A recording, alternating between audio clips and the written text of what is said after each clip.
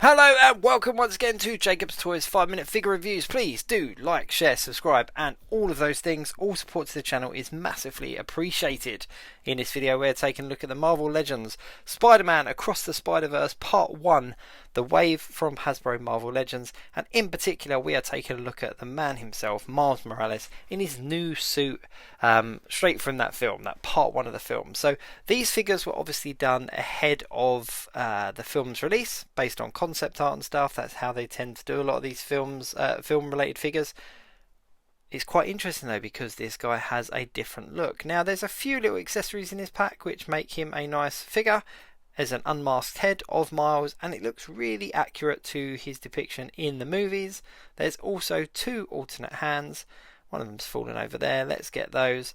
And of course we have the main figure itself. We have the Miles Morales Spider-Man. Now this costume is very different to his look in the first film and also very different to his look in the comic books. It's a very movie centric costume, a movie related costume. I'm really digging it. I'm not going to lie, I actually really like it, and I do wonder how he comes to wear this costume in the film, whether there's actually a transition period where we see him kind of upgrade to this suit, or if this suit has any upgraded elements to it, or whether we just start the film and this is his new suit. Now, one of his iconic looks from the previous film was of course the shorts and the jumper and the sneakers or the trainers, the Jordans. Now this one doesn't have any of those. It is literally just a pure Spider-Man figure. Now the articulation on this figure is particularly good.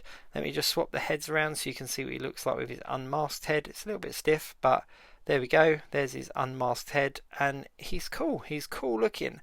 Now what's really interesting about this one is that even though this wave is very stylized and very in keeping with the animation of the film, this one wouldn't look out of place on your Spider-Man shelf as a Across the Spider-Verse Spider-Man. Now, one of the things that I really liked about that first film was that kind of teenage look that he had with the shoes and the shorts and the hoodie, and obviously we haven't got that in this particular figure, so I am wondering how that's going to land. There was a lot of kind of artwork and promo artwork and fan art that was done off of that look. It's interesting to see where they go with this. I mean, are we going to see him with the Jordans still, or is he just going to kind of ditch that and he's now just a full Spider-Man? The articulation in this figure is fantastic though. There is so much flexibility, so much movement. It's really good and you can get him into some really Spider-Man esque poses, so really recreate kind of shots from the promo art, from the trailers, from the movies. This one in particular, like the kind of jumping pose, and this is just me messing around in front of the camera within 5 minutes. With enough time and kind of precision, you would get a decent look. Now the one thing is, from the front this does look good, but when you spin him around you can see that the back is essentially broken. Like those angles just make the back look broken. The same as if you're going for like a dive-in pose, you can really get those legs up behind him, but if you spin it around, his back is broken. This is not a natural bend in his back, so the articulation there in that ab crunch really does go over the top, which is really cool for action figure photography and for displays and stuff, or even just for playing if like your kids are playing or you're playing or whatever.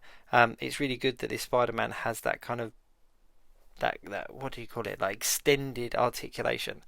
All the other points of articulation are essentially the same. There's your ankles, there's your knees, there's your hips, there's your elbows, there's your shoulders, all of those things. But overall he is a really nice looking figure. He is completely pinless and there is like a scale element to his suit as well. So on his thighs and on his arms there's like a scale, and there's even texture on the rest of his suit as well. There's a lot of detail that's gone into this.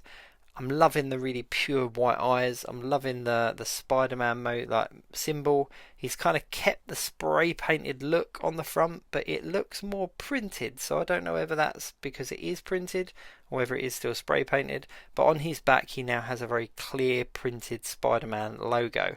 Overall though, he's really thin looking and just a really cool movie Miles Morales. I'm really loving this. This is definitely one of my favourite figures in the wave, without a doubt.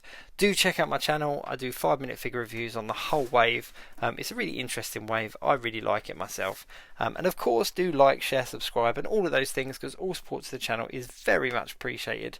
But yeah, Spider-Man Across the Spider-Verse Part 1, Wave 1 from Marvel Legends by Hasbro. I say Wave 1 is because I'm hoping there's a Wave 2. Anyway, thank you very much for watching. It's very much appreciated, and I guess I'll see you soon.